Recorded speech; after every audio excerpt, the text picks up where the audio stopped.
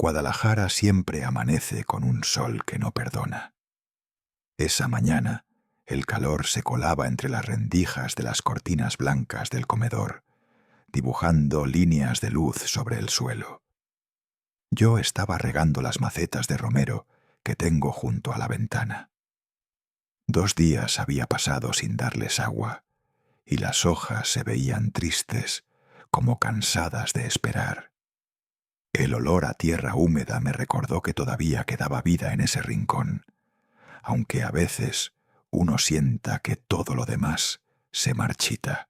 Escuché el sonido de un motor y supe que era él, Alejandro, mi hijo. Siempre llega los sábados, a la misma hora, con ese coche negro que brilla más de lo necesario. Aparcó frente al portón y unos segundos después su voz se mezcló con la de Lucía, su esposa. «Papá», gritó con entusiasmo fingido, «te traemos café del Chapultepec, el que tanto te gusta». Ella sostenía 2 vasos de cartón con tapas blancas, uno en cada mano. Me sonrió con esa dulzura medida que uno aprende a desconfiar. «Buenos días, don Ernesto», dijo Lucía, dejando el vaso frente a mí. «¿Cómo se ha sentido esta semana?» La miré unos segundos, fingiendo buscar su nombre entre mis recuerdos. Parpadeé despacio. «Perdón, hija, ¿me recuerdas tu nombre?» Ella soltó una risa leve, un sonido ensayado. «No pasa nada, don Ernesto. Los días se confunden, ¿verdad?» Me sonreí también, porque eso esperaban de mí. El viejo amable, despistado, inofensivo. Alejandro encendió su laptop en la mesa. «Papá», dijo sin mirarme del todo, «quiero hablarte de algo que te va a encantar. Es un programa médico nuevo, cruceros terapéuticos. Hay doctores, música, ejercicios para la memoria, todo lo que necesitas para descansar un poco. Descansar». La palabra me cayó pesada, como una piedra lanzada sin cuidado. «¿Y eso cuánto cuesta?», pregunté. Él sonrió con esa sonrisa que aprendí a leer hace años, la sonrisa que da antes de mentir. «No te preocupes por eso, todo está cubierto». Lucía se movía por la cocina, revisando mis frascos, mis tazas, mi azúcar, como si el lugar fuera suyo. Cada movimiento suyo era suave, pero tenía algo de invasión. Cuando dijeron que iban a tomar aire en el patio, me levanté despacio, fingiendo buscar mis gafas. Caminé hasta la puerta de la cocina y me quedé detrás, inmóvil, escuchando. «El seguro cubrirá todo», dijo Alejandro con un tono tenso, más bajo que de costumbre. «Solo necesitamos que firme los papeles antes del viaje». «¿Y si sospecha algo?», preguntó Lucía. «No puede», contestó él. «Ni recuerda qué día es». Sentí el golpe en el pecho, como si alguien hubiera cerrado una puerta fuerte. No porque me doliera lo que decían, sino porque confirmé lo que temía desde hacía meses. Mi hijo hablaba de mí como de un asunto pendiente. Un trámite. Volví al comedor sin hacer ruido. Me senté, tomé el vaso de café y di un sorbo. Estaba frío. Cuando ellos regresaron, sonreí. «¿Y cuándo zarpamos?», pregunté, mirando directamente a los ojos de mi hijo. Alejandro me sostuvo la mirada solo un segundo, antes de responder. «Muy pronto, papá. Será tu descanso». Después se despidieron. Los vi alejarse desde la ventana. Lucía lo tomó del brazo. Caminaban juntos, como si nada pesara sobre sus espaldas. Cuando cerré la puerta, el silencio llenó toda la casa. Un silencio que no era vacío, sino tenso, expectante. Apagué el televisor. Fui a la cocina. Serví otro café, esta vez caliente, amargo. Lo tomé despacio mientras buscaba mi libreta de tapas negras en el cajón del aparador. La abrí y escribí. 14 de mayo. Alejandro habló de un crucero. Seguro de vida. Firma de papeles. Presente Lucía. Escribir me calmó. Siempre lo hace. Lo aprendí cuando ejercía como abogado. Los hechos se vuelven claros cuando los pones en palabras.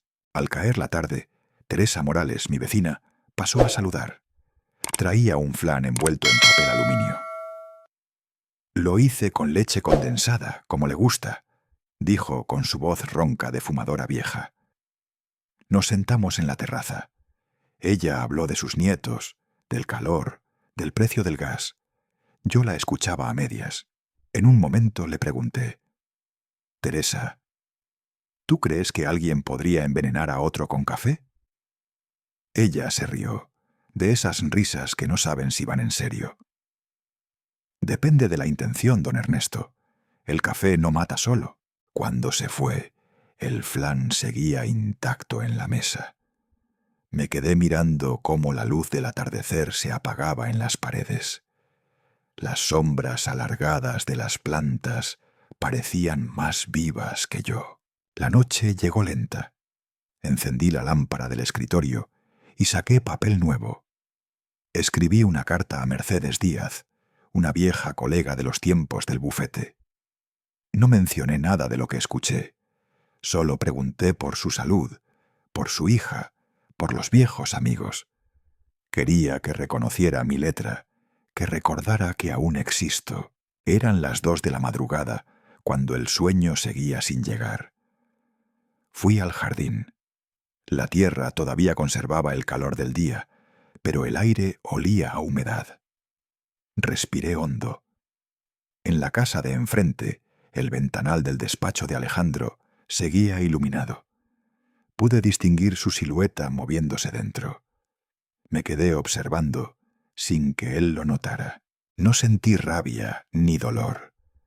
Sentí una certeza fría. Algo se había roto, y no iba a repararse. Entré de nuevo.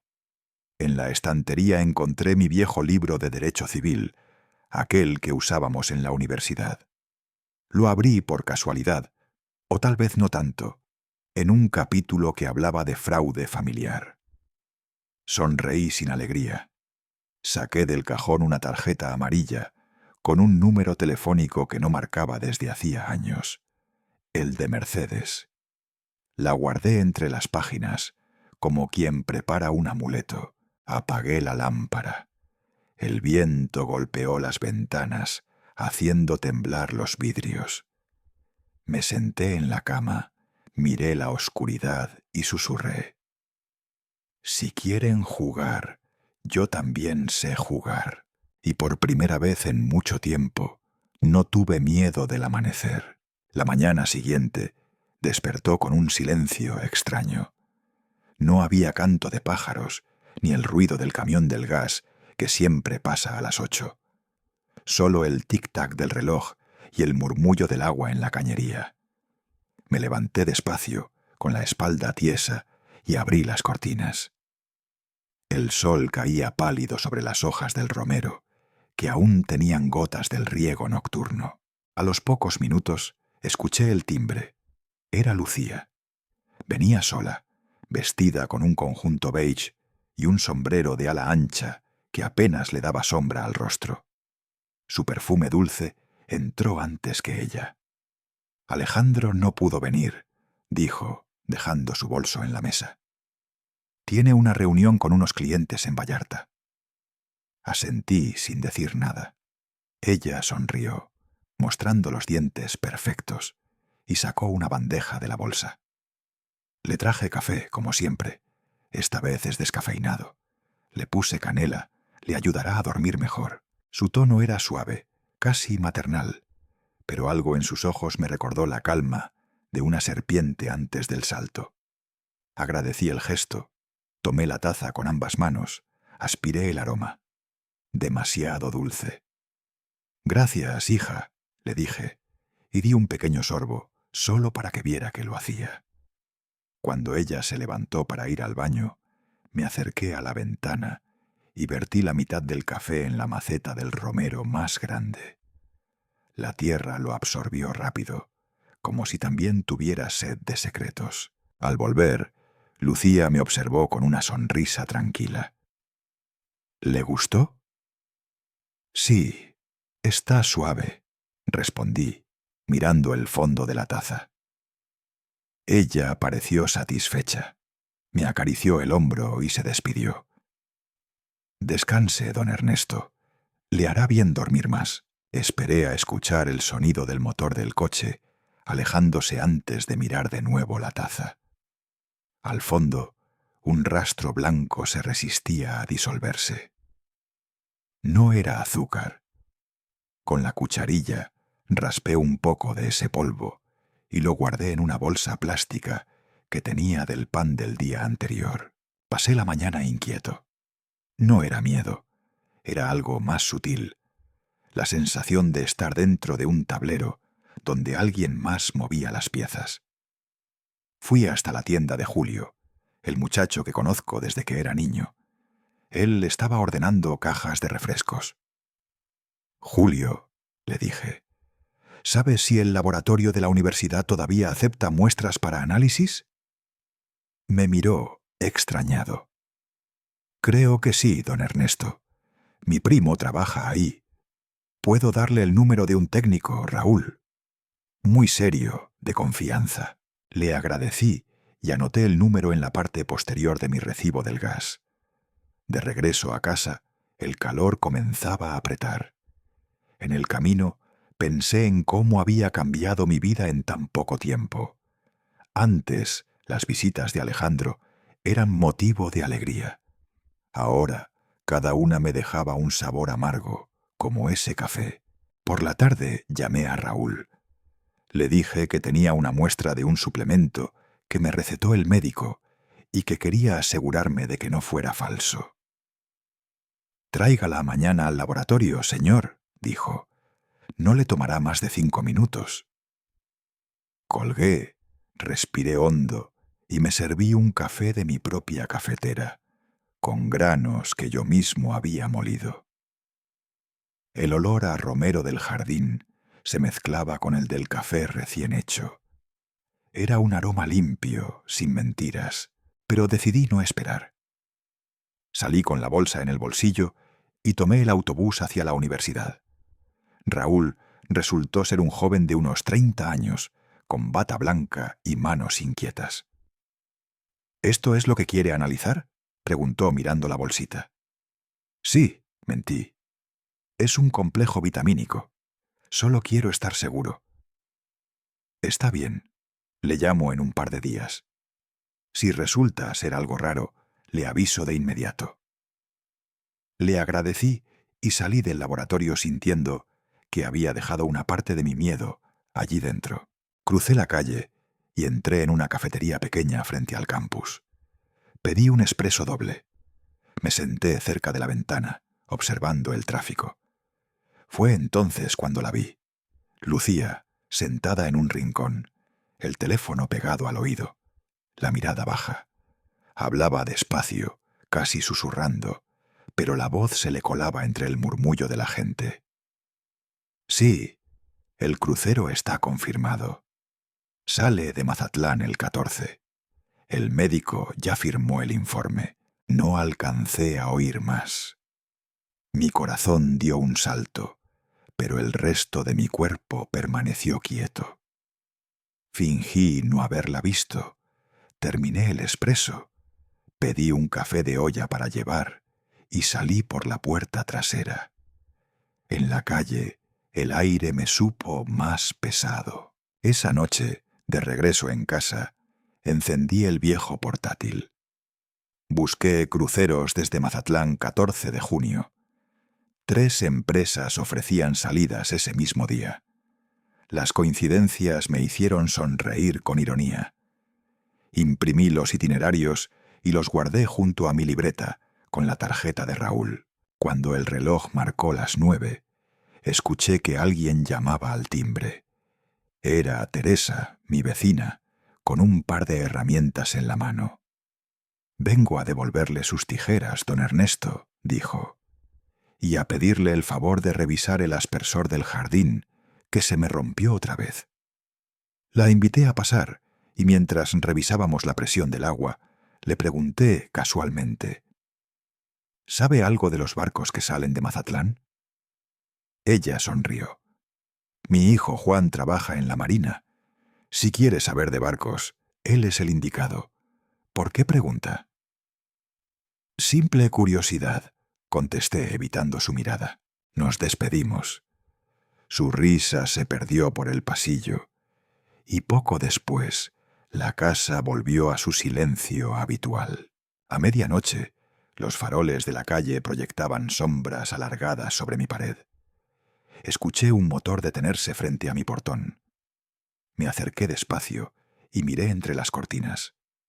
Un hombre corpulento, con chaqueta de cuero, entregó un sobre a Alejandro. No vi el contenido, pero el modo en que mi hijo miró alrededor antes de meterlo en la cajuela me bastó para entender que no era una visita inocente. Pasé el resto de la noche sentado en la cocina, con la lámpara apagada, escuchando los ruidos de la ciudad: perros ladrando, una sirena lejana, el viento que se colaba por las rendijas. A cada sonido, mi mente dibujaba posibilidades, planes, advertencias. A la mañana siguiente, cuando Lucía regresó, decidí jugar mi papel. Derramé un poco de café sobre la mesa, fingí buscar algo en los cajones. Alejandro, perdón, Antonio, dije con voz temblorosa. Ella se apresuró a limpiar el derrame. Tiene que dejar que lo ayudemos, don Ernesto. Usted ya no puede solo. Sonreí con la humildad de quien se rinde. Sí, hija, ustedes son mi medicina. Sus ojos se suavizaron, o al menos eso quiso mostrarme. Me acarició la mano antes de irse. Cuando el portón se cerró detrás de ella, volví al mueble del té y busqué con cuidado. Entre las latas encontré una llave envuelta en papel. Decía: solo en caso de emergencia. La sostuve un momento, sintiendo su peso. Sabía perfectamente qué puerta abría. El despacho de Alejandro. La guardé en el bolsillo de mi camisa, junto con la libreta negra. Mi pulso estaba firme. Esa noche, el teléfono sonó. Al otro lado, la voz de Mercedes sonaba igual que la recordaba, firme, con ese tono de quien ha visto demasiadas traiciones. ¿Ernesto? Necesito que vengas a Guadalajara. Es urgente. Hubo un silencio. Luego preguntó, con una calma que me atravesó: ¿es sobre tu hijo? No respondí. Solo respiré. Ella entendió. Llego el lunes, dijo y colgó. Guardé el teléfono, abrí la libreta y debajo de la frase «el seguro cubrirá todo», escribí con letra lenta y firme: «La próxima jugada es mía». Cerré el cuaderno y lo dejé sobre la mesa. Afuera, el romero seguía absorbiendo el café de la mañana, ese que no quise beber, y en el aire flotaba un olor amargo, mezcla de tierra, traición y paciencia. Esa noche dormí poco, pero no por miedo. Dormí poco porque, por primera vez, tenía un propósito. Una semana después de la llamada a Mercedes, Alejandro apareció en mi puerta con una sonrisa que no recordaba haberle visto en años. Venía con un ramo de flores, un gesto inusual en él, y un tono de voz que sonaba demasiado alegre para ser real. «Papá», dijo, dejando las flores sobre la mesa, «este año no acepto excusas. Vamos a celebrar tu cumpleaños como se debe. 73 no se cumplen todos los días». Le observé con calma, intentando descifrar qué había detrás de aquella repentina efusividad. «¿Y quién va a pagar todo esto?», pregunté, apenas levantando la vista del periódico. «Papá, ya no se preocupe por el dinero», contestó sin dudar. Todo está bajo control. Esa frase, otra vez. Todo está bajo control. Siempre que Alejandro la decía, algo terminaba desmoronándose. Esa tarde, mientras él hablaba por teléfono organizando la lista de invitados, sentí que el aire de la casa se volvía más espeso. Caminaba por el pasillo con paso firme, con una energía que no me recordaba a mi hijo, sino a un hombre al borde del abismo. En cada palabra suya había prisa, una ansiedad contenida que me ponía en alerta. 3 días antes de la fiesta, Lucía comenzó a ir y venir de la casa como si fuera suya. Traía flores, guirnaldas y un cuaderno donde anotaba cada detalle. La posición de las mesas, el color de los manteles, la cantidad de botellas de tequila. Me pedía opinión, pero no escuchaba mis respuestas. Una tarde llegó con una pequeña cámara de video. La colocó en la esquina del estante, junto a la vieja colección de libros que ya nadie abría. «Quiero grabar recuerdos para Sofía», dijo con una sonrisa dulce. «Así tendrá videos de su abuelo». Asentí y respondí con calma. «Apúntala hacia el jardín». El romero floreció otra vez. Ellas me extrañan más que la gente. Lucía fingió reír, pero sus ojos no acompañaban la sonrisa. Al día siguiente, trajo consigo a un hombre de unos 50 años, de traje oscuro, cabello engominado y sonrisa medida. «Él es el doctor Sandoval», me dijo Lucía. «Trabaja con adultos mayores. Solo quiere hacerle unas preguntas sencillas por su bienestar». «Encantado, don Ernesto», dijo el hombre, extendiéndome la mano. «Estoy haciendo una evaluación rutinaria, nada serio». Tomó una libreta y comenzó con preguntas básicas. «¿Qué día es hoy?», respondí. «Martes, o quizá domingo». Lucía suspiró, fingiendo tristeza. El doctor continuó. «¿Cómo se llamaba su esposa?». Sonreí sin responder. Bajé la mirada y murmuré otro nombre. No el de mi difunta esposa, sino el de una actriz de telenovelas. Lucía bajó la cabeza, se llevó la mano al pecho. «A veces confunde los nombres», dijo ella en voz baja. El doctor asintió. Escribió algo en su libreta y me miró con esa compasión profesional que se ofrece a los pacientes terminales. Cuando se fueron, me quedé de pie junto a la ventana. Vi cómo Lucía lo acompañaba al coche y antes de cerrar la puerta escuché su voz. «Perfecto, doctor. Gracias por el informe. Esa noche la casa me pareció más ajena que nunca». Caminé por el pasillo en penumbra, tocando las paredes, intentando recordar cuándo fue la última vez que alguien me había celebrado un cumpleaños de verdad. Llegó el día. El sol brillaba demasiado. Desde temprano comenzaron a llegar los invitados, primos lejanos, vecinos que apenas conocía, y viejos colegas que no veía desde hacía décadas. El patio trasero estaba cubierto de globos y serpentinas. Un grupo de mariachis afinaba guitarras en el rincón. Lucía iba de un lado a otro, ajustando los manteles, revisando la cámara una y otra vez. 3 veces la cambió de posición, y las 3 apuntaban hacia mí. «¿No te parece que estás exagerando?», le dije. «Quiero que todo salga perfecto, don Ernesto», respondió.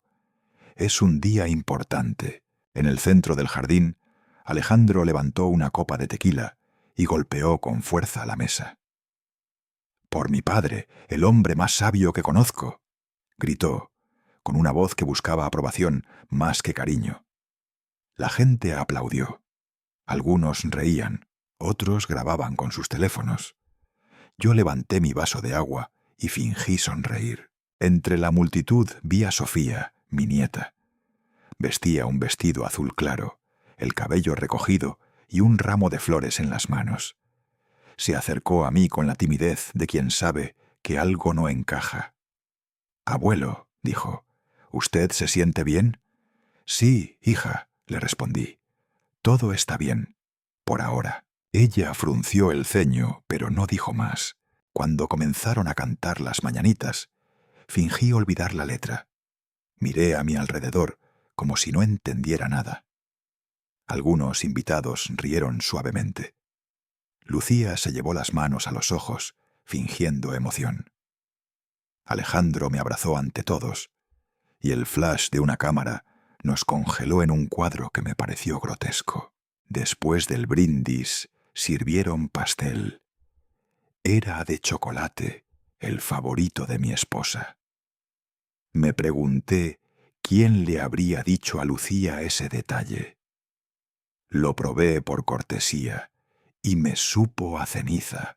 Al anochecer, cuando la música cesó y el último invitado se despidió, Alejandro encendió la televisión. «Papá», dijo con entusiasmo, «quiero que veas algo». El video comenzó con imágenes del día. Risas, abrazos, gente bailando. De fondo, una melodía suave. Luego aparecí yo, confundido, llamando a Sofía por el nombre de mi hermana muerta. La gente en el video reía. «Papá, quiero que tengas estos recuerdos para cuando los necesites», dijo la voz de Alejandro desde los altavoces. Sentí que el aire se me escapaba. No por vergüenza, sino por la certeza de que estaban construyendo mi locura, escena por escena, sonrisa por sonrisa. Cuando el video terminó, fingí cansancio. Sofía fue la única que se quedó para ayudarme a recoger los platos. En el silencio posterior la escuché decir: «Abuelo, esa cámara del estante estuvo encendida todo el tiempo». Levanté la vista. «Lo sé, hija». No necesitaba decir más. Antes de irse, me entregó una pequeña fotografía Polaroid. En ella salíamos los dos, sentados juntos, el romero detrás, las luces del patio encendidas. «Para cuando los demás te olviden», susurró. Apreté la foto entre mis dedos, sintiendo la ternura y el miedo mezclarse. Cuando la casa volvió a quedar vacía, me senté frente a la cámara. La luz roja seguía encendida. Saqué las pilas con cuidado y extraje la tarjeta de memoria. En mi viejo portátil abrí los archivos. Las imágenes del cumpleaños se reproducían una tras otra, hasta que llegué al último video. Un clip de 20 segundos.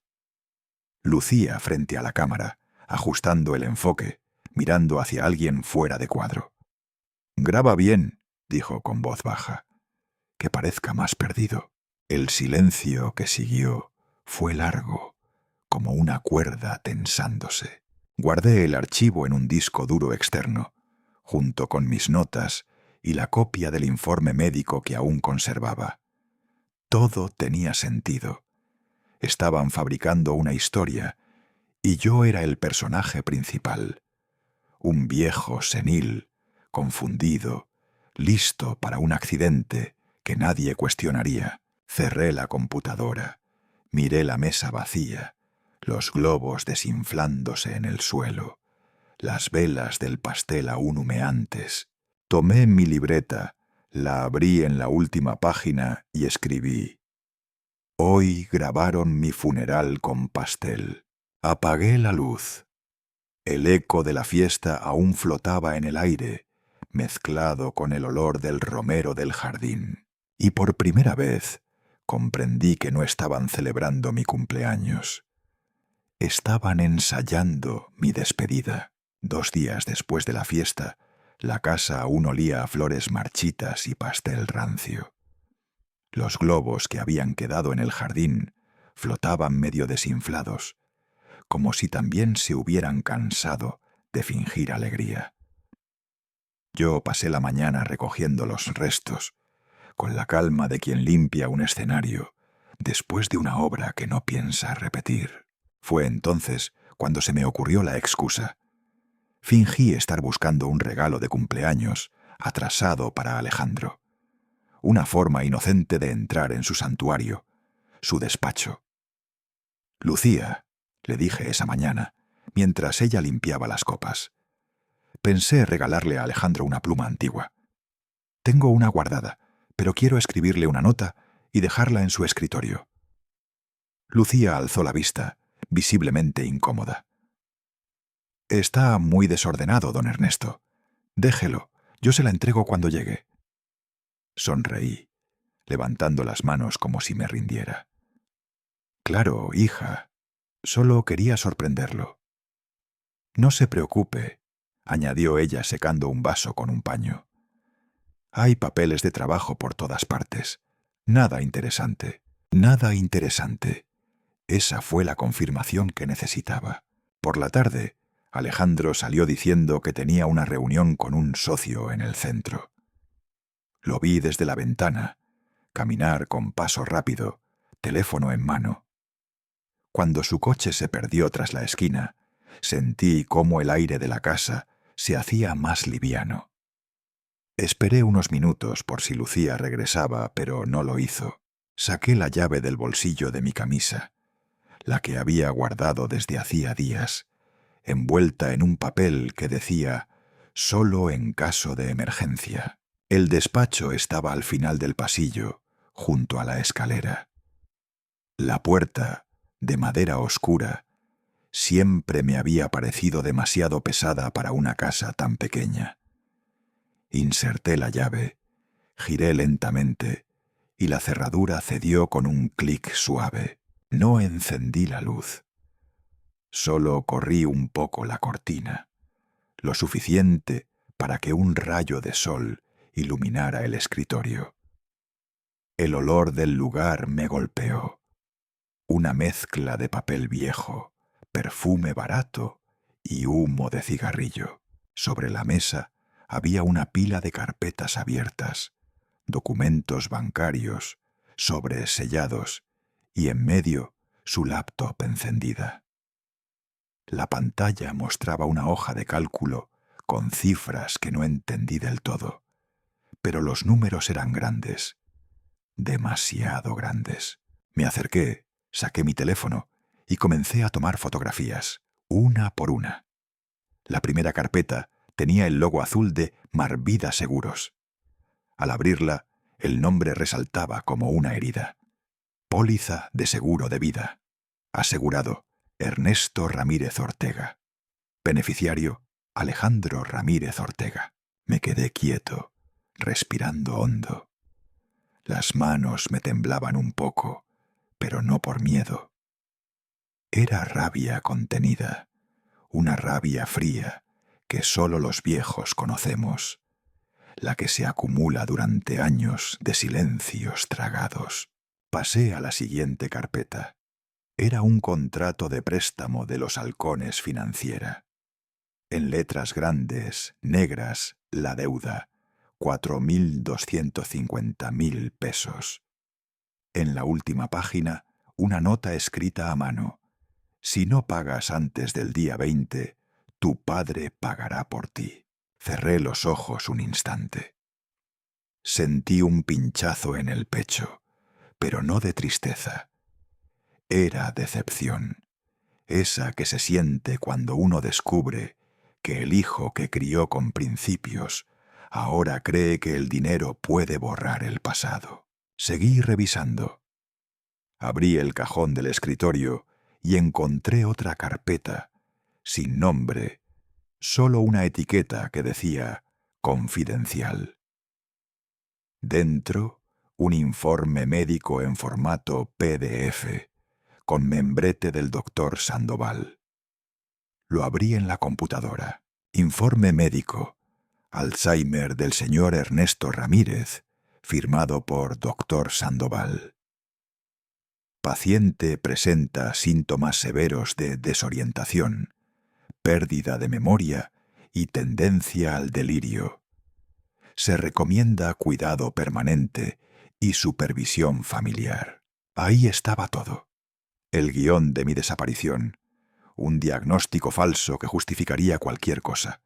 Un accidente en el mar, una caída, una muerte tranquila.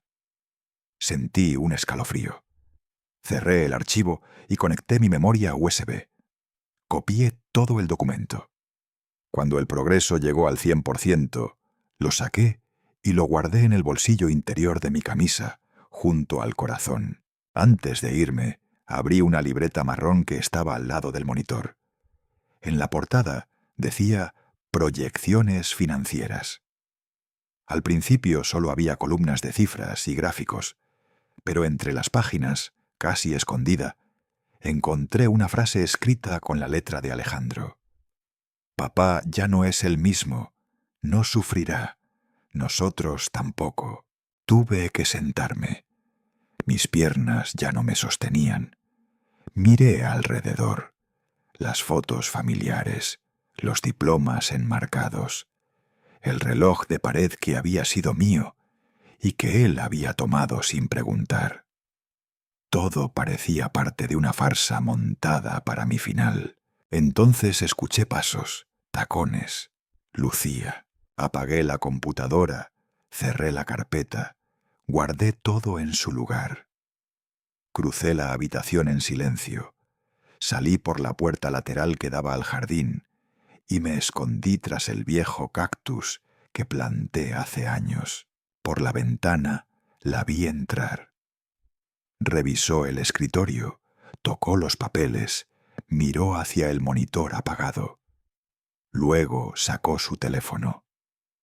Sí, ya revisé, dijo. Todo está donde lo dejamos. El seguro confirmó la fecha. Mi corazón se encogió. No por miedo, sino por el peso insoportable de la certeza. Esperé hasta que se fue. Volví a entrar, cerré la puerta y devolví la llave al bolsillo. El despacho volvió a ser un secreto, pero ahora el secreto era mío. Esa noche, cuando el sol cayó detrás de los tejados, fui a la casa de Teresa Morales. Me abrió con su delantal puesto y olor a cebolla frita. «¿Don Ernesto? ¿Otra vez trabajando tan tarde?», bromeó. Le extendí un pequeño sobre con el USB dentro. «Guarde esto, Teresa. No lo abra, no lo toque. Solo consérvelo». Ella me miró confundida. «¿Pasa algo, don Ernesto?». Sonreí. «Solo precaución.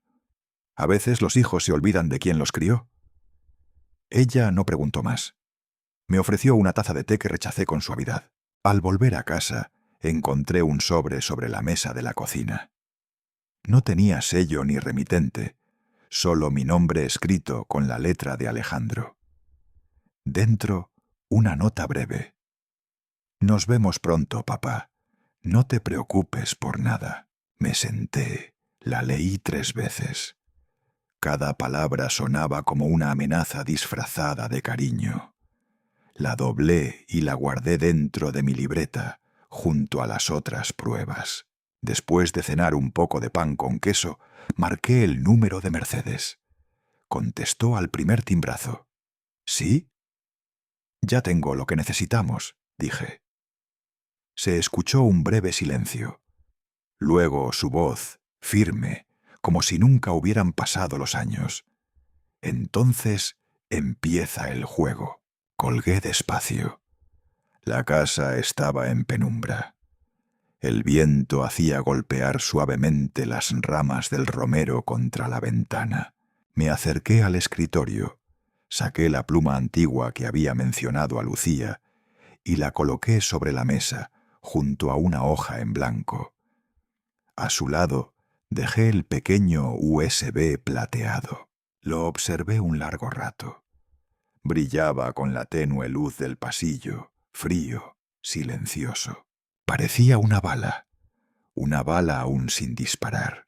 El lunes amaneció con un aire distinto, más fresco, como si el cielo de Guadalajara quisiera darme una tregua después de tantos días pesados. Me levanté antes del amanecer. Preparé café negro, fuerte, sin azúcar. Miré el frasco que Lucía había dejado en la repisa. Azúcar refinada, con una etiqueta que ella misma había escrito, para don Ernesto. Lo observé unos segundos y lo devolví a su lugar sin abrirlo. A las 7 marqué el número de Mercedes Díaz. Su voz al otro lado del teléfono sonaba igual que hace 40 años, firme, directa, sin espacio para sentimentalismos. «Te estaba esperando, Ernesto», dijo. «Nos vemos a las 9 en el Café Regina, frente al viejo juzgado». Colgué. Me vestí con esmero. Camisa blanca almidonada, pantalones de lino marrón y mi cinturón de cuero más viejo, el que usaba cuando aún ejercía. No por vanidad, sino por respeto al oficio. El tráfico estaba ligero. Las calles del centro olían a pan recién hecho y gasolina.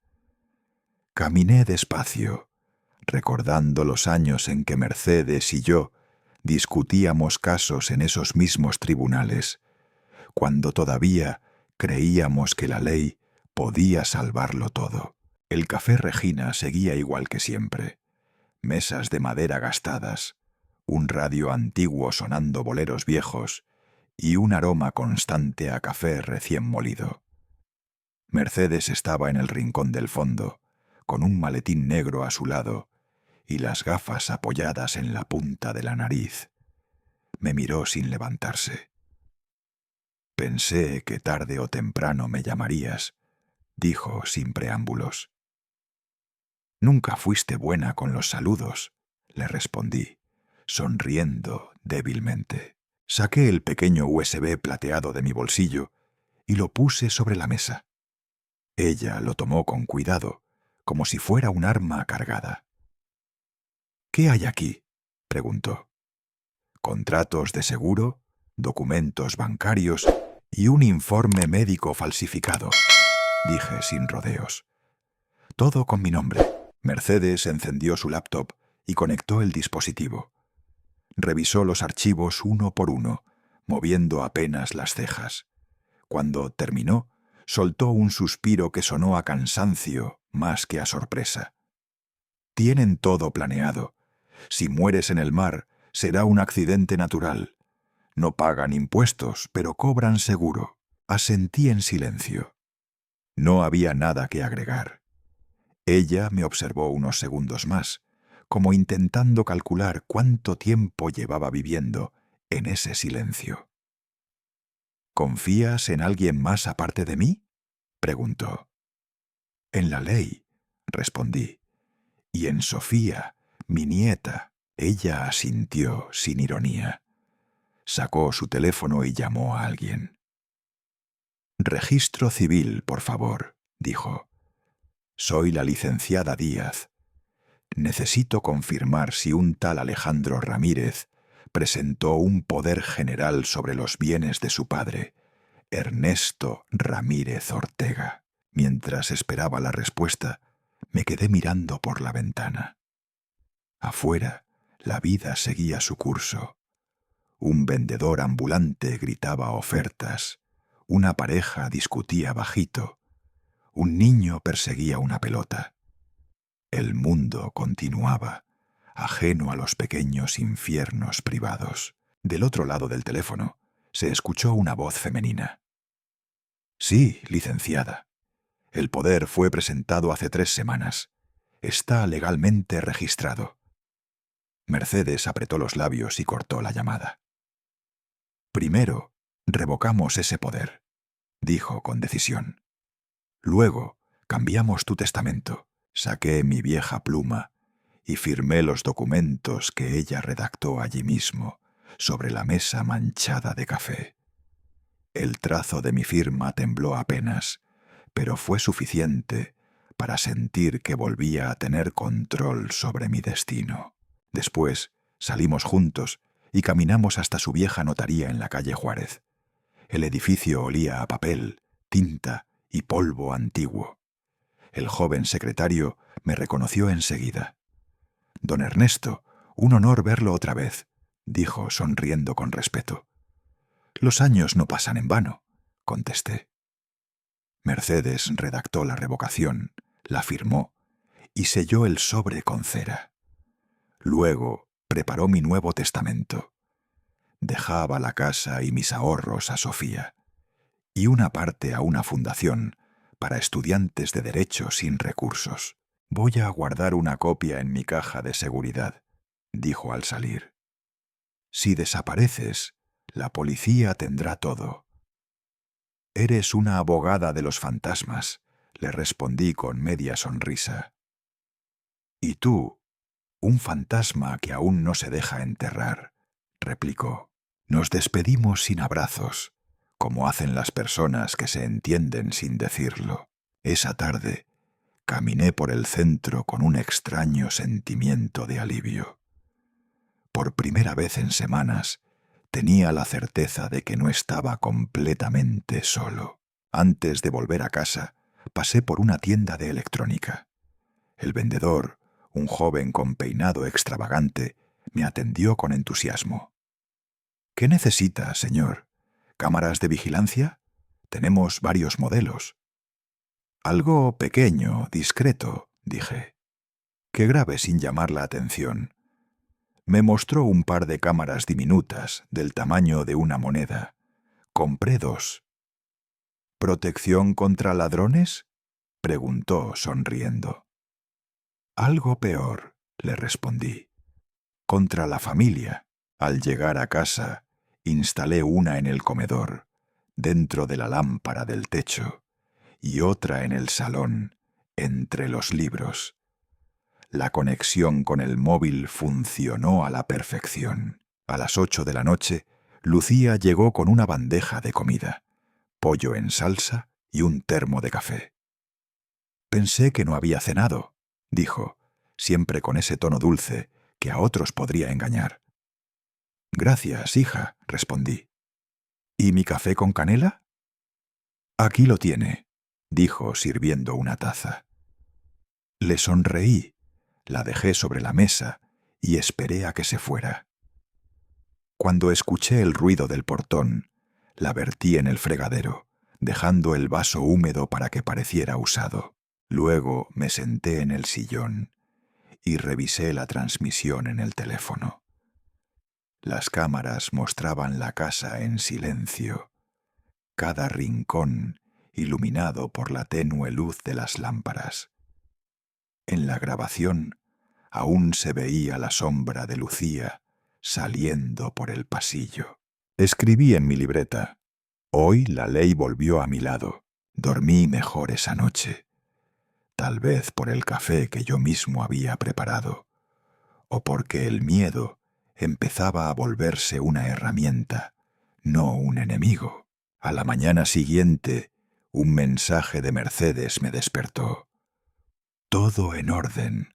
Revocación registrada. Imprimí una copia y la guardé en el bolsillo interior de mi viejo saco de lino.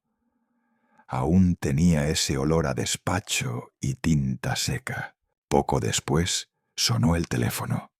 Era Sofía. Abuelo, ¿puedo pasar esta tarde?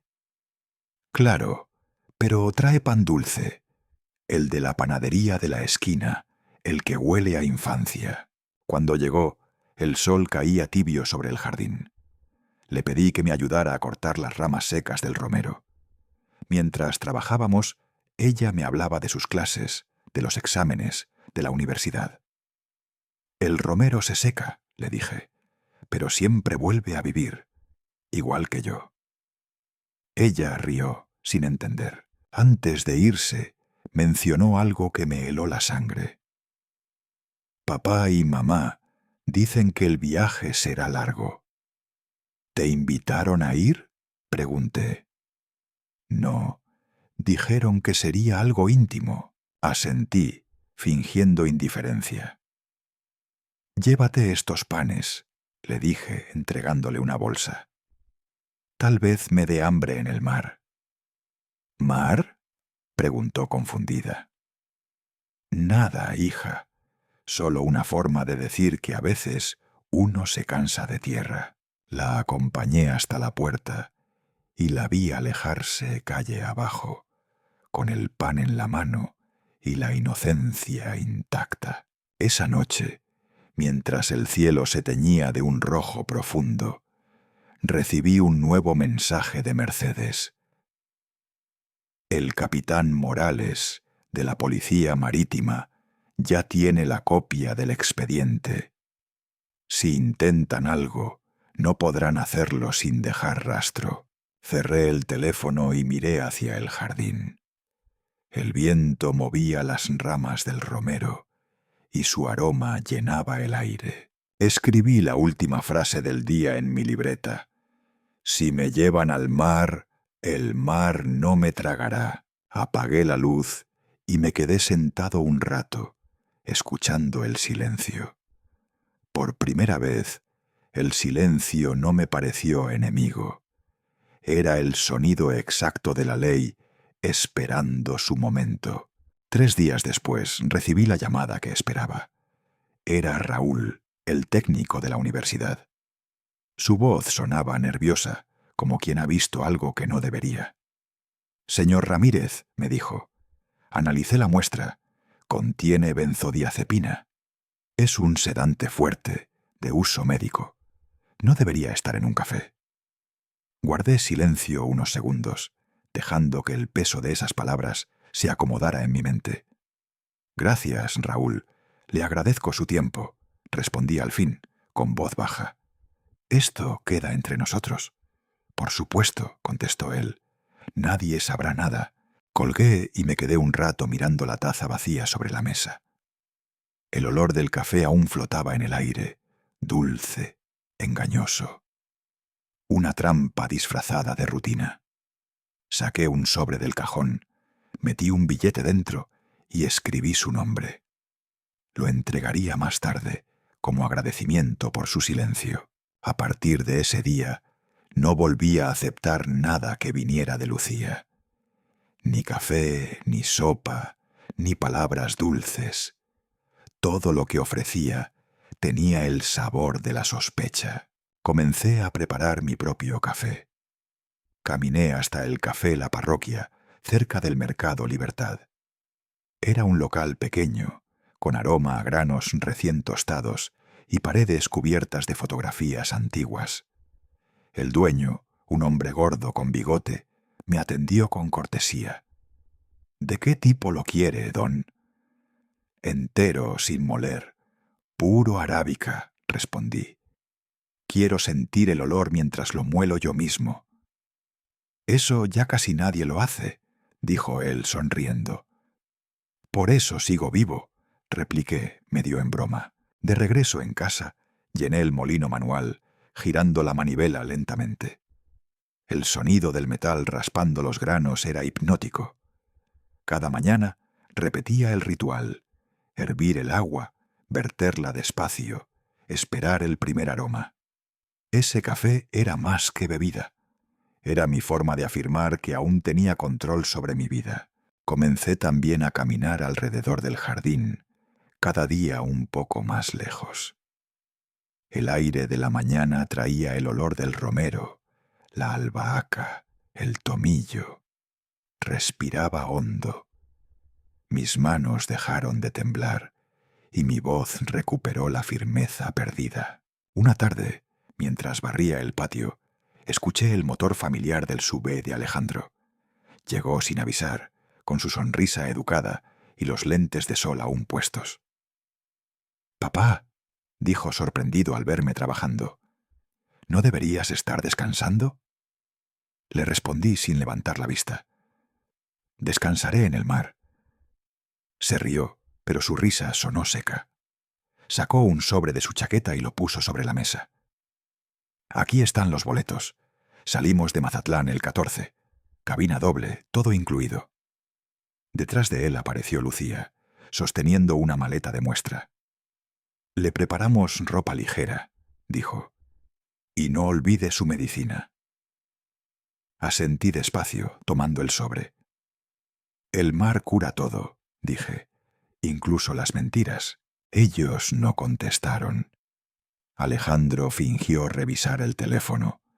Lucía sonrió sin mostrar los dientes. Cuando se fueron, el silencio fue más pesado que antes. Al caer la tarde, Sofía vino a visitarme. Traía su mochila del colegio y una sonrisa que contrastaba con el resto del día. Le mostré los boletos y le pedí que guardara una copia. «¿Por qué no parece emocionado, abuelo?», preguntó. «Porque los viajes que uno no elige no traen alegría», respondí. No insistió. Solo me abrazó fuerte y me dejó con un olor a juventud que me recordó lo que alguna vez fui. Esa noche llamé a Mercedes y le envié una foto de los boletos. Su respuesta fue inmediata. «Lo comparto con el capitán Morales. Él sabrá qué hacer». Me tranquilizó su tono, esa seguridad vieja que siempre tuvo cuando éramos colegas. A la mañana siguiente fui al mercado. Compré baterías nuevas para las cámaras y, de paso, un pequeño frasco de aceite esencial de romero. El vendedor me dijo que servía para la memoria. Sonreí ante la ironía. Al volver, encontré a Lucía esperándome. «Le traje sopa», dijo. «Está recién hecha. La dejé sobre la mesa sin probarla». «Si sigue mejorando», continuó ella fingiendo entusiasmo, «quizá pronto ya no necesite tratamiento». «O quizá ya no necesite nada», le respondí. La frase pareció descolocarla. Bajó la mirada y se fue sin decir más. Cuando cayó la noche, revisé las grabaciones del día. En la cámara del comedor, vi cómo Lucía abría mi armario, miraba hacia los lados y echaba algo en el frasco de café molido. Pausé el video. Aumenté el zoom. Eran pequeñas pastillas blancas. Hice una captura de pantalla y la guardé en mi teléfono. Al día siguiente, llevé una muestra de ese café a Raúl. Fingí normalidad. «Otra prueba más», le dije. «Sospecho que me vendieron café adulterado». Él lo analizó con rapidez y al cabo de unas horas confirmó lo que ya sabía. «Es la misma sustancia, señor Ramírez. Benzodiazepina». Le pedí que firmara una declaración breve, sin mencionar nombres. Le di otro sobre con dinero. «Gracias, Raúl. Y recuerde, no me llamó, no me vio, no me conoce». Él asintió con un respeto silencioso. De regreso en casa, Teresa Morales estaba regando su jardín. Le pedí que entrara un momento. «Necesito que guarde esto», le dije, entregándole un sobre grueso. Dentro iban el USB, las fotos y el análisis firmado. Ella lo miró con curiosidad. «¿Confía más en mí que en su familia, don Ernesto?» «Porque usted sabe lo que es una familia de verdad», le respondí. No preguntó más. Lo guardó en su delantal, como quien protege algo que no entiende, pero intuye valioso. El sol comenzó a caer. Me senté frente a la mesa y escribí una nota breve, con letras firmes. «Si me pasa algo, no miren al mar, miren a la tierra». La dejé sobre el mantel, bajo el salero. Era un mensaje para quien tuviera ojos honestos. Esa noche el aire estaba pesado. A través de la ventana escuché voces en el jardín. Alejandro y Lucía discutían. «No soporto que siga actuando tan cuerdo», decía ella. «Después del viaje, todo acabará», respondió él. Grabé la conversación desde el teléfono, escondido tras la cortina. Cada palabra caía como piedra sobre el agua. Cuando por fin se marcharon, salí al patio. El cielo estaba despejado, las estrellas brillaban con un fulgor que hacía tiempo no veía.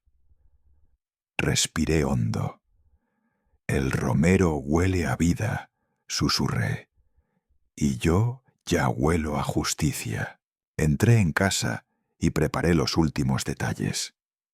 En el escritorio Puse otro sobre dirigido a Mercedes. Dentro, una copia del USB, las fotos y el audio de aquella discusión. En el frente escribí con calma: abrir solo si no vuelvo el 15. Al amanecer, me afeité despacio frente al espejo. No era vanidad, era dignidad.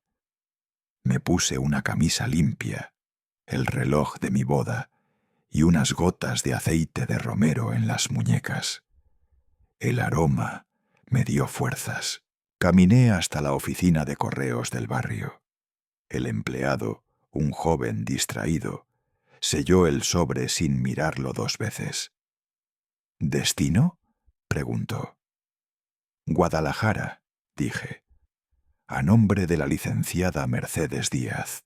Al volver a casa, el sol ya estaba alto. Preparé mi propio café, moliendo los granos con cuidado, respirando cada nota del aroma que se elevaba en el aire. Llené la taza, observé el vapor ascender como una pequeña plegaria. Tomé el primer sorbo después de muchos días. Era amargo, intenso, limpio, y en el fondo un leve toque a romero. El sabor me devolvió algo que creía perdido: la sensación de estar vivo. Ese día comprendí que el romero no solo perfuma la memoria, también protege a los que todavía tienen algo por defender. 3 días antes del viaje, el teléfono sonó temprano. Era Alejandro. Su voz sonaba extrañamente alegre, casi eufórica. «Papá, ya está todo listo», dijo. «No olvide su pasaporte». «Ya lo tengo», respondí con calma, mirando la carpeta donde guardaba mucho más que un documento de viaje. Después de colgar, me senté en el sofá y abrí el panel de control de las cámaras. Todas funcionaban, las baterías estaban cargadas, las tarjetas de memoria vacías y listas. El pequeño sistema que había montado en casa era, en apariencia, mi red de seguridad. Pero ese día noté algo distinto. La luz de la cámara del salón parpadeaba de forma irregular, como si alguien hubiera modificado su configuración. Entré al menú remoto y confirmé mis sospechas. La última conexión había sido registrada mientras yo estaba fuera, en el mercado. Sentí una mezcla de rabia y alivio. Rabia porque seguían invadiendo mi casa. Alivio porque al hacerlo me estaban dejando rastros. A media mañana, Lucía llegó con una sonrisa ensayada y una escoba en la mano. «Alejandro vendrá más tarde», dijo. «Queremos dejar la casa limpia antes del viaje». «¡Qué detalle!», contesté, fingiendo gratitud. Mientras barría el salón, la observé de reojo. Su mirada se movía más que sus manos. Revisaba los rincones, las repisas, los marcos. Cuando se acercó a la estatua de San Judas, dejó caer disimuladamente algo detrás. Fingí no verlo. Cuando se fue, esperé unos minutos. Luego me acerqué con una regla vieja y moví ligeramente la figura. Detrás, escondido entre el polvo, había un pequeño dispositivo negro. Un micrófono digital nuevo. No lo apagué. Solo saqué las pilas y las reemplacé por unas descargadas que tenía guardadas, que grabaran el silencio. Por la tarde llegó Alejandro, con una maleta de viaje y un sobre lleno de documentos. «Necesitamos revisar unos papeles del seguro, papá», dijo, colocándolos sobre la mesa. «¿Seguro? ¿Qué seguro?», pregunté con voz confundida, fingiendo torpeza. Suspiró, intentando mantener la paciencia. «El del viaje es solo un trámite». Mientras él iba a la cocina a buscar agua, escuché un clic leve desde la estatua. El micrófono se había reactivado. Dejé que todo siguiera su curso. Alejandro regresó y se sentó frente a mí, con ese aire de falso cariño que ya le conocía. «Papá, lo del crucero es por su bien. Necesita descansar». «Descansaré cuando el mar me lo permita», le respondí, mirándolo a los ojos. Su sonrisa tembló por un instante, pero se recuperó rápido. Me levanté y salí al jardín. Encendí la aplicación del teléfono para revisar las cámaras. La del comedor mostraba algo revelador. Alejandro estaba colocando otro dispositivo, esta vez bajo la mesa. Una cámara diminuta. Volví a entrar en silencio. Giré el mando del gas de la estufa solo un poco, lo suficiente para escuchar el murmullo de fondo, y me quedé junto a la puerta. En cuestión de minutos, su voz sonó clara. «Ya está grabando», dijo al teléfono. «Si dice algo incoherente, tenemos prueba». Entré despacio. «¿Con quién hablas?», pregunté. Él se sobresaltó, pero se recompuso enseguida. «Con el doctor Sandoval. Quiere saber si tomaste tus pastillas». Tomé su teléfono con gesto distraído, fingiendo confusión. Este no es mío», dije, como si no reconociera el aparato. Y antes de devolvérselo, presioné discretamente el botón de grabar audio. La trampa dentro de la trampa acababa de comenzar. Esa noche actué como si nada. Caminé por la casa murmurando frases incoherentes, lo bastante alto para que los micrófonos captaran mi voz. «La luna sabe quién miente», repetí varias veces. «El mar escucha todo». Mientras tanto, mis cámaras grababan desde otro ángulo. Alejandro y Lucía, sentados en la cocina, murmurando entre ellos. «Si habla así en el barco, nadie dudará», dijo ella. «Perfecto», respondió él. «Será rápido». Guardé todo el metraje en una nueva memoria USB, la octava que tenía ya. Luego salí al jardín y bajo el romero más grande enterré una caja metálica. Dentro, el USB y una nota con una sola frase. «La verdad también florece, aunque la entierren». A la mañana siguiente llamé a Mercedes. «Ya empezaron su juego», le dije. «Entonces juega mejor», respondió con serenidad. Su voz me devolvió el pulso firme que había perdido. Al mediodía fui al mercado a comprar más pilas. En el camino me encontré con Sofía. Caminaba apurada, con una carpeta bajo el brazo. «Abuelo», dijo sonriendo. «Papá está raro. Se enoja por todo, grita mucho». Le acaricié el hombro. «No te preocupes, hija. A veces los adultos olvidan que los demás también los están mirando». Por la tarde, Alejandro regresó. Traía una expresión forzada, mezcla de preocupación y vigilancia. «Papá», dijo en voz baja, «¿sabe quién soy?» «¿Eres el jardinero?», contesté después de una pausa calculada. Sus ojos brillaron de satisfacción. Pensó que por fin mi mente se estaba desmoronando. Dejó sobre la mesa un frasco de pastillas nuevas. «Tómelas, por favor. Lo ayudarán con el sueño». «Claro, hijo», dije, fingiendo obediencia. Apenas salió, vacié las pastillas en el baño y guardé el frasco como evidencia. Esa noche, mientras la casa dormía, saqué del teléfono de Alejandro, que había dejado olvidado en la cocina, el archivo de audio que yo mismo había activado. Lo conecté a mi computadora. Su voz y la de Lucía se escuchaban claras, frías, sin remordimiento. «Esta vez no fallará», decía ella. «Lo haremos parecer un accidente». «El informe médico ya está listo», contestó él. «Nadie sospechará».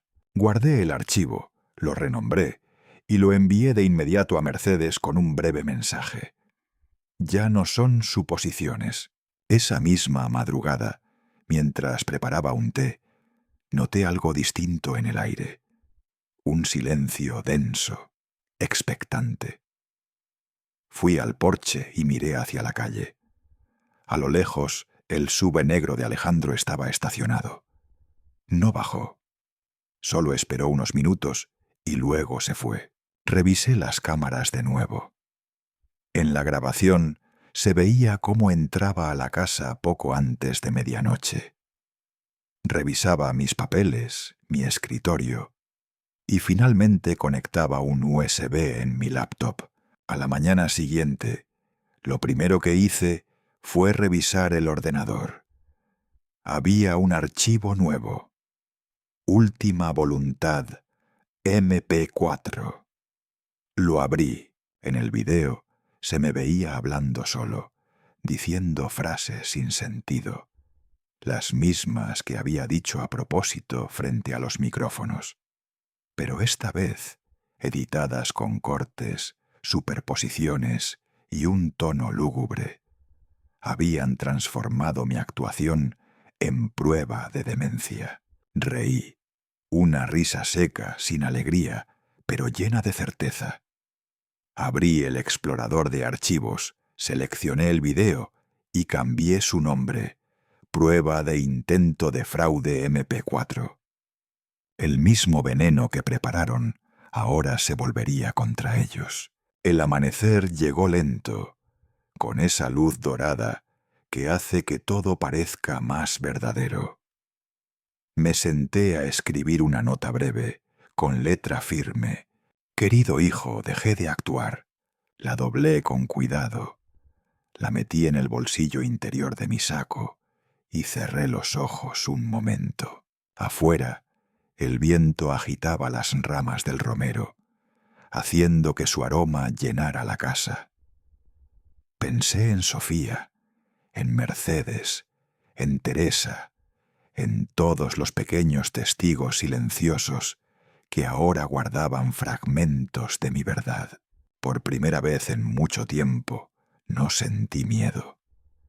Solo una calma lúcida, casi amarga, como el sabor del café sin azúcar. La trampa estaba completa, pero esta vez era mía. La mañana siguiente amaneció con un silencio distinto, como si el aire contuviera algo que estaba a punto de romperse. El cielo, cubierto de un gris tenue, parecía reflejar lo que sentía por dentro, una calma que sólo precede a la tormenta. A las 8 en punto, escuché el ruido del motor del SUV de Alejandro acercándose por la calle. No esperaba que viniera tan temprano. Me asomé por la ventana y lo vi bajar del auto con una camisa blanca impecable, el cabello peinado hacia atrás, el rostro afeitado. No era mi hijo el que venía hacia mí. Era alguien que venía a cerrar un trato. Golpeó la puerta con los nudillos, firme 3 veces. «Papá, salimos mañana temprano», dijo en cuanto abrí. Lucía ya empacó todo. Traía una maleta pequeña en la mano, como si quisiera demostrar que todo estaba bajo control. «Siéntate», le dije, señalando la silla del comedor. Preparé café negro, sin azúcar, y se lo serví en la misma taza que solía usar su madre. Me senté frente a él. No dije nada. Solo esperé a que diera el primer sorbo. Cuando la taza tocó sus labios, presioné el botón de mi teléfono y dejé que la grabación hablara por mí. La voz de Alejandro resonó clara en el altavoz. «Lo haremos parecer un accidente». El sonido del metal golpeó la porcelana cuando escupió el primer trago de café. Su mirada buscó la mía, confundida, incrédula. «¿Qué es eso?» «Tu voz», le respondí. «Y tu condena». Se recostó en la silla, respirando hondo, intentando recomponerse. «Papá, eso no prueba nada», dijo, forzando una sonrisa. Saqué del bolsillo del saco el pequeño USB plateado y lo coloqué junto a los documentos del seguro. «¿Y esto tampoco, verdad?», pregunté. El silencio se volvió espeso. Alejandro apretó el vaso entre las manos. Su mandíbula se tensó. Miró la puerta, luego la ventana, como si buscara una salida que no existía. «Lucía te está manipulando», dijo de pronto. «Ella hizo todo». «No», respondí mirándolo fijamente. «Esto empezó contigo». Sus ojos cambiaron. El tono se volvió amargo, casi infantil. Golpeó la mesa con la palma abierta. «Tú no entiendes», gritó. «Estoy arruinado. Me van a matar». No levanté la voz. «Entonces elegiste matarme a mí primero», dije con calma. Por un instante, el silencio volvió. El tic-tac del reloj fue lo único que separó nuestras respiraciones. «Si hablas con alguien, no llegarás al crucero», susurró. «Demasiado tarde», contesté. El teléfono comenzó a sonar. En la pantalla apareció el nombre de Mercedes Díaz. Contesté sin apartar la mirada de mi hijo y puse el altavoz. «Todo está grabado, Ernesto», dijo la voz de Mercedes. «Tranquilo». Alejandro palideció. Su cuerpo se quedó inmóvil, como si una corriente eléctrica lo hubiera atravesado. Cerré la llamada con un gesto lento. «Ya no tengo Alzheimer, hijo», dije suavemente. «Nunca lo tuve». Una sonrisa amarga se dibujó en su rostro. «Lo sabía», susurró. «Siempre lo supe». Hizo una pausa, bajó la mirada y añadió, casi en un murmullo: «Pero ya no importa». Se levantó sin decir más, tiró la taza contra el suelo y salió de la casa. El café se derramó en el piso como una mancha oscura, extendiéndose entre los mosaicos. Me quedé un momento mirando ese líquido moverse lentamente, como si representara la herida que ya no dolía. Tomé una toalla, limpié el suelo con cuidado, recogí los trozos del vaso y los tiré al cubo de basura. Mi respiración era tranquila, demasiado tranquila para la gravedad del momento. Esa tarde, Lucía apareció. Vestía un suéter gris y traía ojeras profundas. «Alejandro tuvo que salir», dijo sin que yo preguntara. «Está resolviendo unos pagos pendientes». Asentí, la invité a sentarse. Le serví té, no café. Sus manos temblaban. La cucharita repiqueteó contra el borde de la taza. «Lucía», pregunté despacio, «¿qué pasará si no vuelvo del mar?»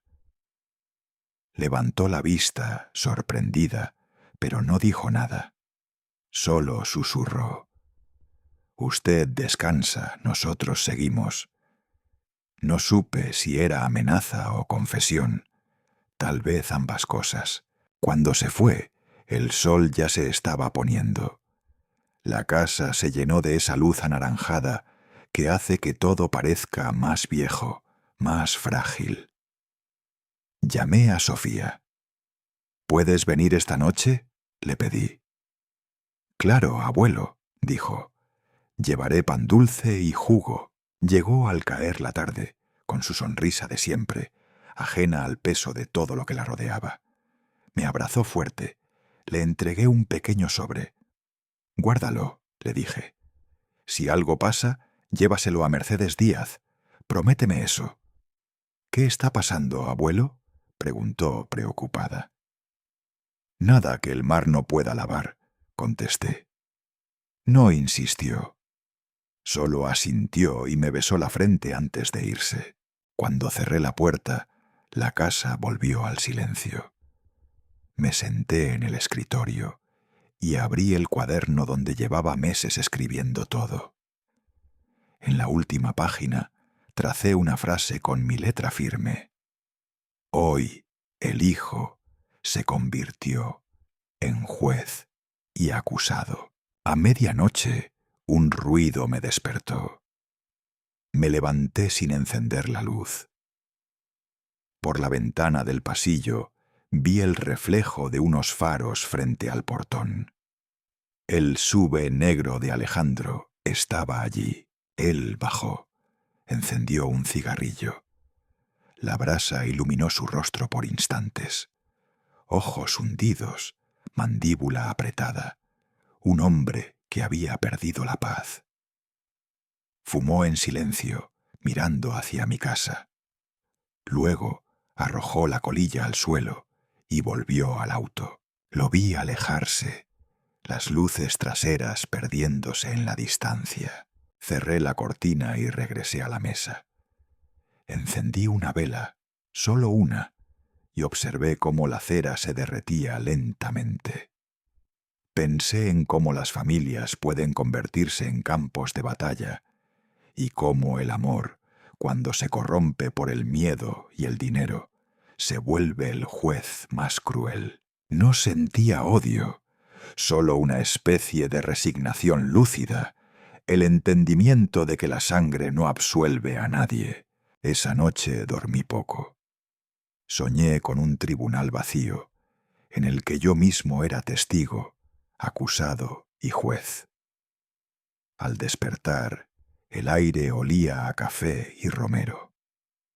El amanecer se colaba por las cortinas como una sentencia escrita en luz. Sabía que el juicio ya había comenzado y que la siguiente audiencia sería en el mar. El amanecer del 14 de marzo llegó cubierto por una niebla suave sobre Guadalajara. El aire olía a tierra húmeda y a hojas recién cortadas.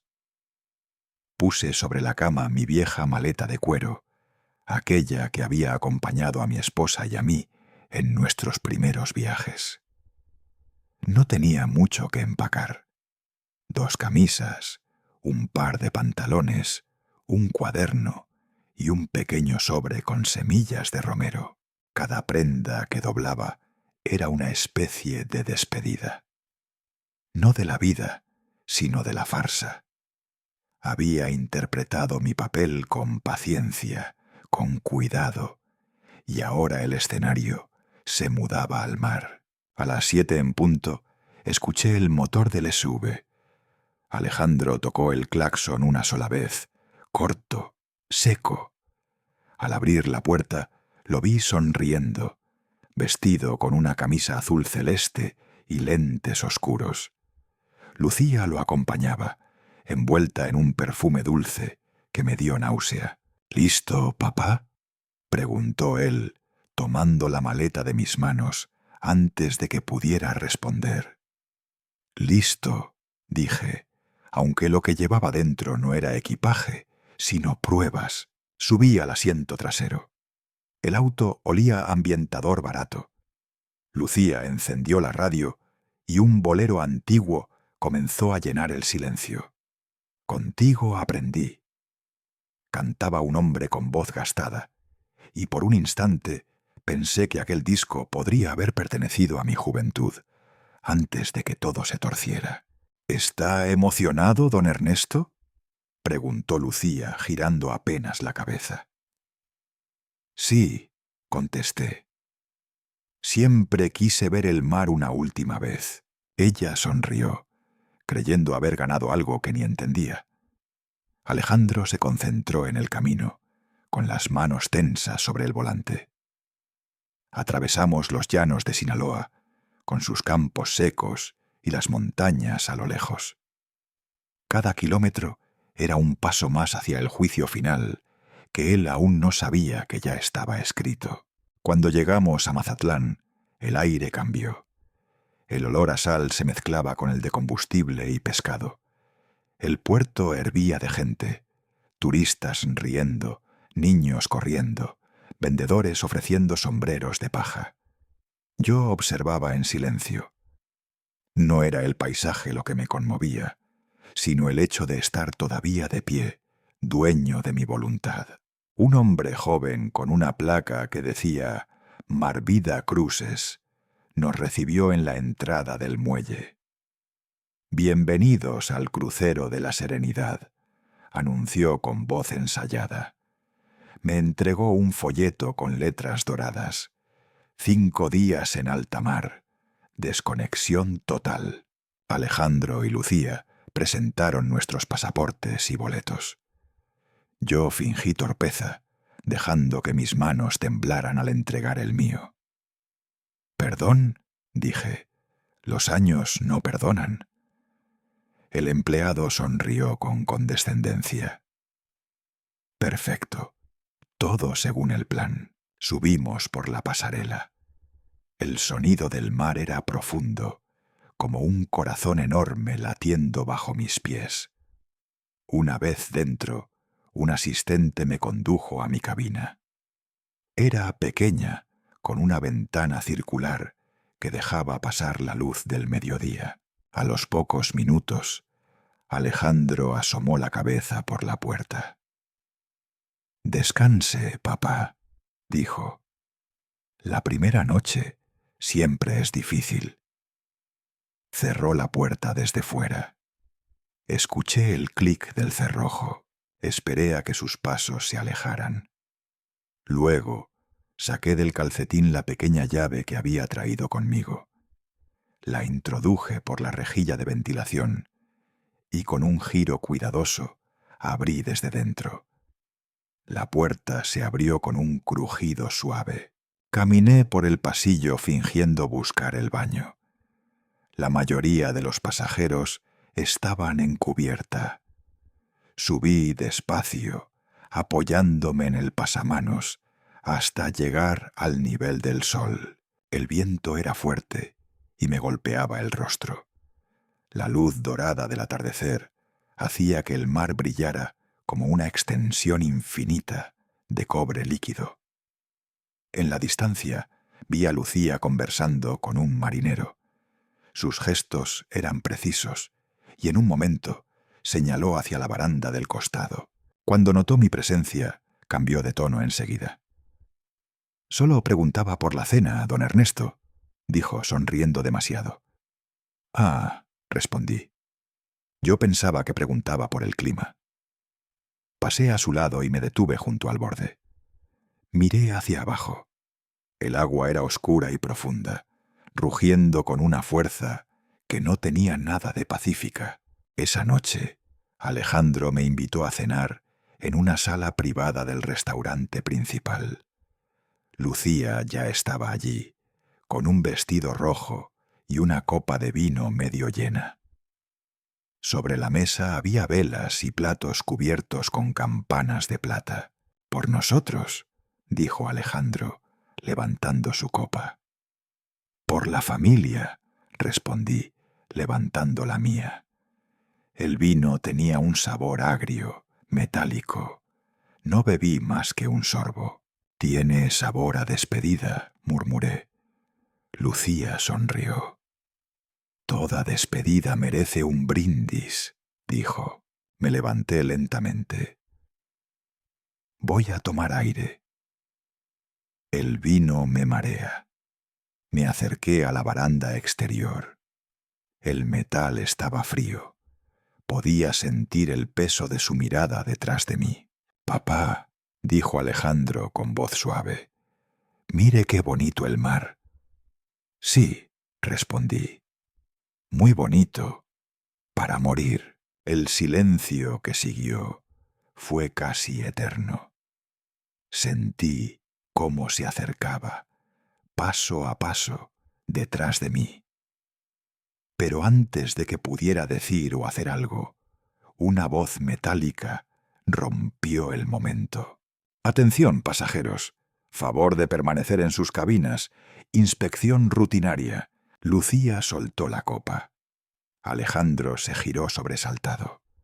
La tensión en su rostro se deshizo cuando vio acercarse a 3 hombres uniformados. El primero, un oficial alto con insignias en el pecho, habló con autoridad. Señor Alejandro Ramírez Ortega, está detenido por intento de homicidio y fraude de seguros. El rostro de mi hijo perdió el color. ¿Qué es esto?, balbuceó. Su padre presentó pruebas, respondió el oficial. Llevamos semanas siguiéndolos. Lucía intentó correr, pero 2 marineros la sujetaron antes de que diera un paso. La copa cayó al suelo, haciéndose añicos, y el vino se extendió como sangre sobre la madera. «Papá», dijo Alejandro con voz temblorosa, «no entiendes. Quería salvarnos».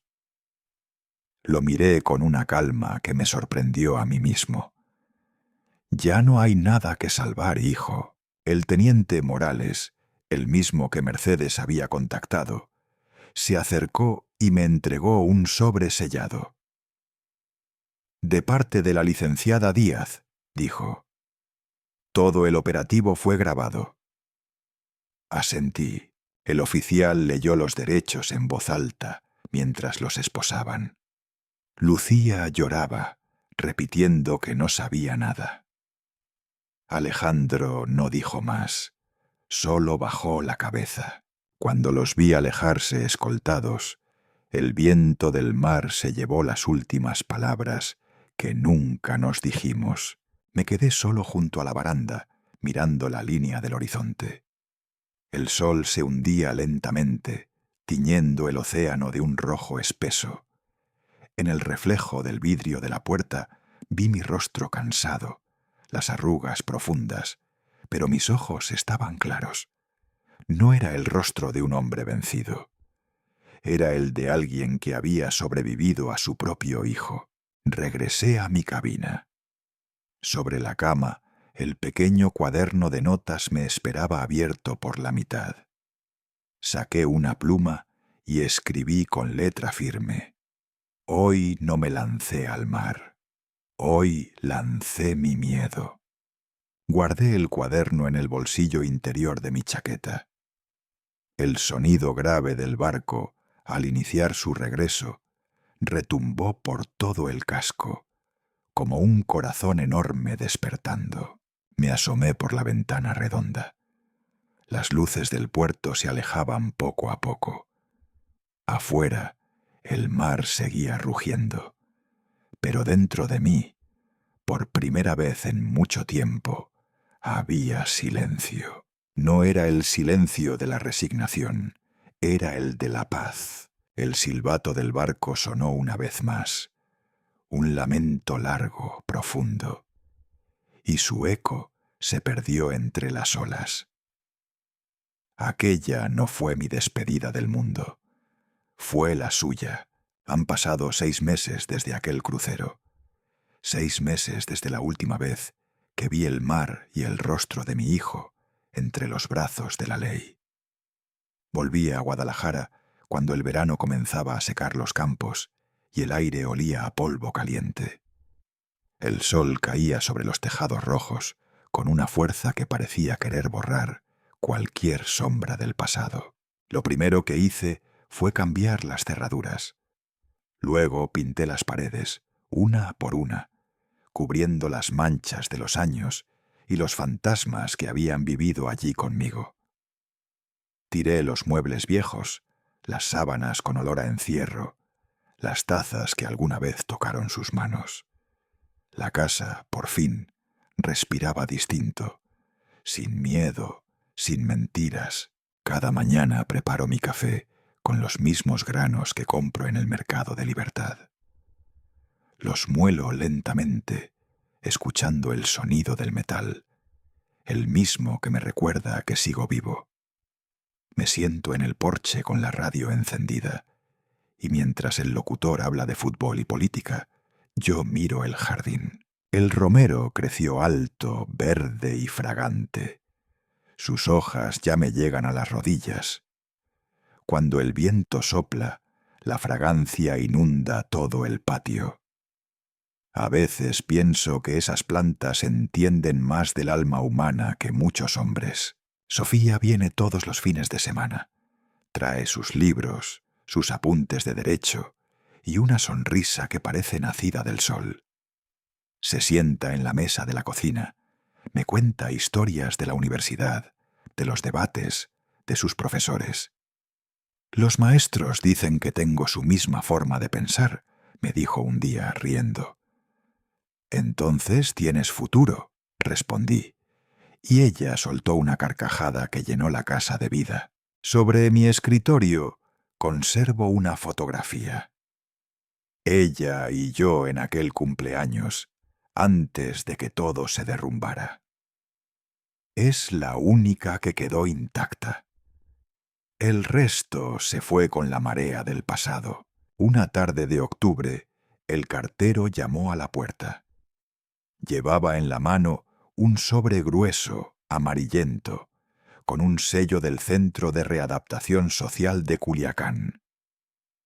«Firma aquí, don Ernesto», dijo.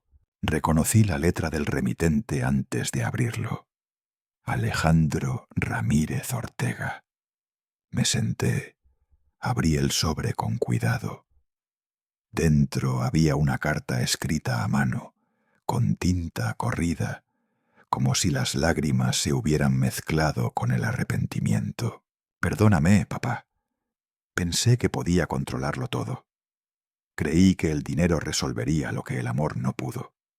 Ahora entiendo que lo que destruyó mi alma no fue la deuda, sino la mentira. Espero que el mar te haya devuelto la paz que yo te quité. Si algún día vuelves a pensar en mí, hazlo como en alguien que por fin aprendió a perder». Leí hasta el final, sin soltar un suspiro.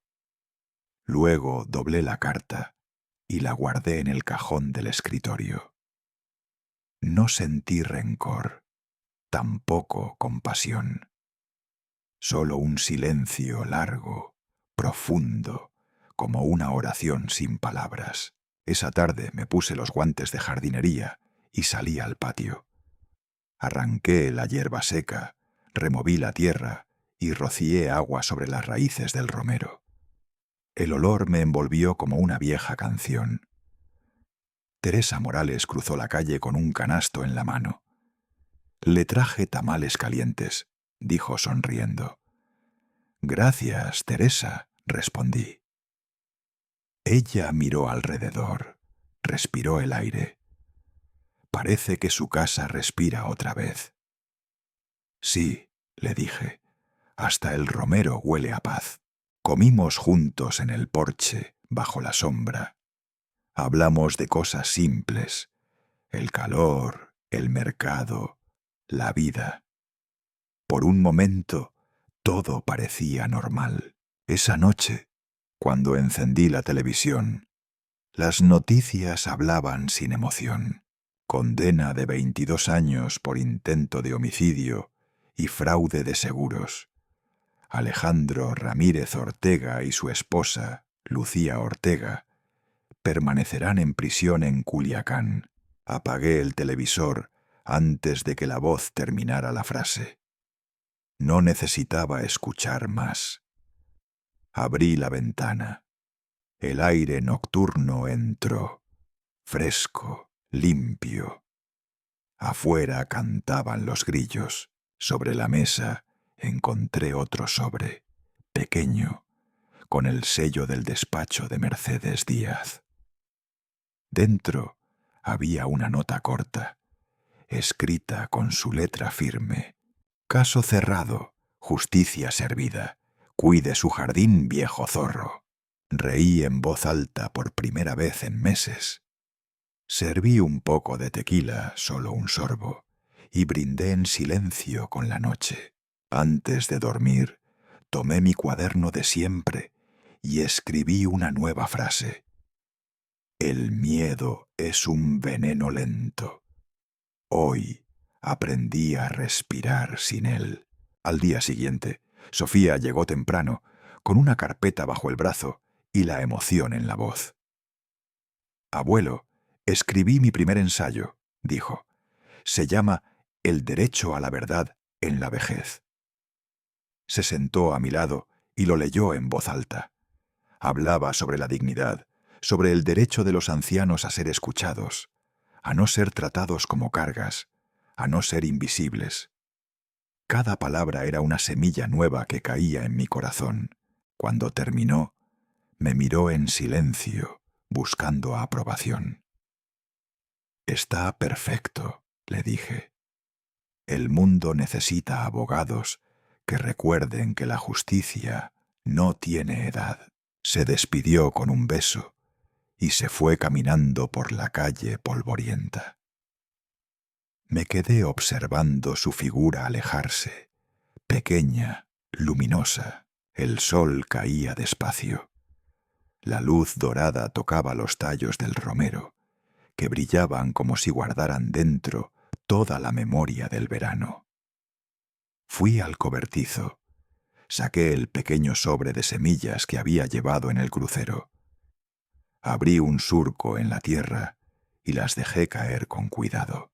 «Que crezcan con fuerza», susurré. «Como los recuerdos que no mueren». El viento sopló y me trajo el aroma del romero mezclado con el polvo del atardecer.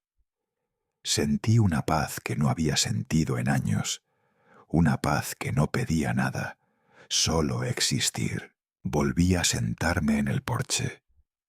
Tomé mi cuaderno y escribí la última línea, la que había esperado escribir desde aquel día en el puerto.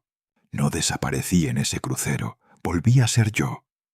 Cerré el cuaderno y lo dejé sobre la mesa. Afuera, el cielo se encendía con los últimos tonos del día.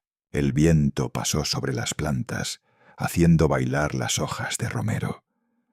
Su aroma llenó la casa entera, suave, limpio, eterno, y así, entre ese perfume y el murmullo lejano de Guadalajara, comprendí que algunos finales no son un cierre, sino un regreso. La vida, como el romero, siempre vuelve a florecer, incluso después del incendio,